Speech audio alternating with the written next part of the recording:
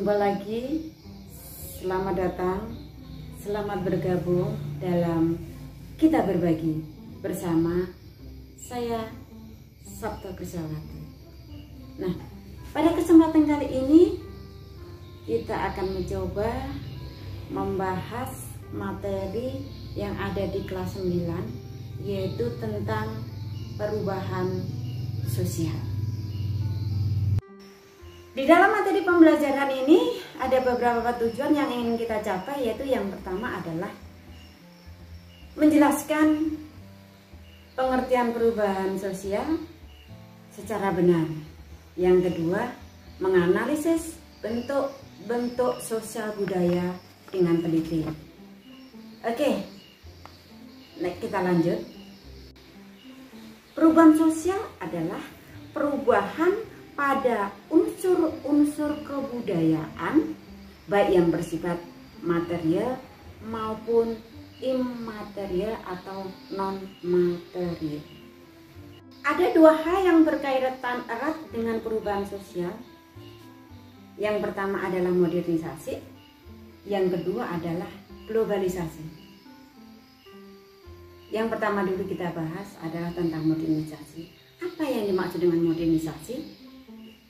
Ya, modernisasi adalah proses perubahan masyarakat beserta dengan kebudayaannya dari hal yang bersifat tradisional menuju hal yang bersifat modern. Pada pekerjaan petani ada penggarapan sawah yang kalau dulu dibajak dengan sapi atau kerbau, sekarang sudah digantikan dengan traktor. Pekerjaan dulu memasak dengan kayu bakar, sekarang digantikan dengan kompor minyak, berubah lagi menjadi kompor gas, dan lebih modern lagi memasak dengan kompor listrik. Itu contoh-contoh dari modernisasi. Apakah kita termasuk di dalam modernisasi tersebut? Globalisasi. Globalisasi adalah terbentuknya sistem organisasi dan komunikasi antar masyarakat di seluruh dunia untuk mengikuti sistem dan kaidah-kaidah yang sama secara cepat. Contohnya, ketika orang berkomunikasi, kalau zaman dulu harus mengirim surat yang lama, ada telegram, kemudian harus berkunjung, harus berpapasan langsung, harus ketemu dengan langsung, dan harus dengan memerlukan waktu yang harus ditentukan, tidak mesti bisa cepat. Kalau sekarang dengan era globalisasi ini, masyarakat bahkan bisa bertemu secara langsung di satu daerah dengan daerah yang lainnya, di negara satu dengan negara yang lainnya, dengan internet, dengan telepon, dengan video call, dengan Zoom, dengan telekonferensi, dan lain sebagainya. Inilah globalisasi. Seakan-akan dunia hanya dalam ruang lingkup yang kecil karena teknologi yang semakin maju, sehingga kita bisa berkomunikasi dengan siapapun dan dimanapun dan kapanpun. Ya, kita lanjutkan ke materi selanjutnya adalah bentuk-bentuk perubahan sosial.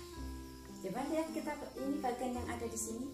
Bentuk-bentuk perubahan sosial dibagi menjadi 3. Nah, yang pertama adalah bentuk perubahan sosial menurut waktunya. Yang kedua, menurut pengaruhnya, dan yang ketiga adalah menurut perencanaannya. Coba yang pertama. Yang pertama menurut waktunya dibagi lagi menjadi 2, yaitu revolusi dan evolusi. Kemudian yang kedua, menurut pengaruhnya dibagi 2 lagi, yaitu besar dan kecil.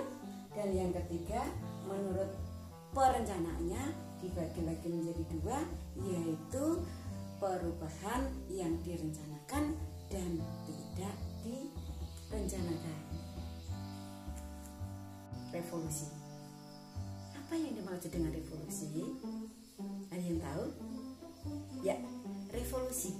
Revolusi adalah perubahan yang terjadi dalam waktu yang cepat.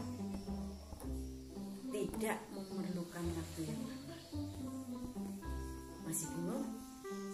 Kita ambil contohnya.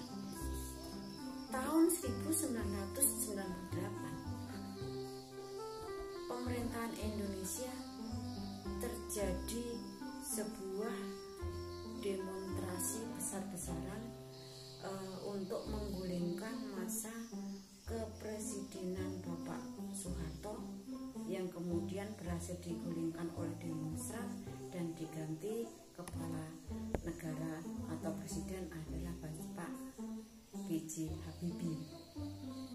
Yang kedua, evolusi. Apa yang dimaksud dengan evolusi? Evolusi adalah perubahan yang memerlukan waktu yang sangat lama. Contohnya, waktu itu manusia masih berjalan merangkak, kemudian lambat laun berjalannya tegak, lambat laun menjadi manusia modern yang dulunya tidak tahu tentang teknologi, sekarang sudah serba teknologi. Itu memerlukan waktu yang sangat panjang. Bentuk perubahan sosial yang kedua, yaitu bentuk perubahan sosial menurut pengaruhnya. Yang pertama adalah perubahan besar. Perubahan besar adalah perubahan yang membawa perubahan dalam sendi-sendi kehidupan masyarakat. Jadi perubahan itu pengaruhnya sangat besar. Contohnya apa? Contohnya tentang industrialisasi. Kalau dulu banyak terbentang persawahan, kemudian masyarakat hidup di sektor pertanian. Sekarang sudah bergeser. Kalau dulu persawahan, sekarang sudah berganti, banyak berubah menjadi gedung-gedung pabrik, sehingga dulu yang petani bergeser menjadi buruh pabrik. Itu contoh dari perubahan besar. Sekarang perubahan kecil. Perubahan kecil adalah perubahan yang pengaruhnya sangat kecil, bahkan tidak berpengaruh di kehidupan masyarakat secara keseluruhan. Contohnya apa? Gaya potong rambut, kemudian gaya busana. Contohnya lagi, kalau dulu para perempuan dulu kalau datang ke tempat kondangan atau hajatan memakai kebaya.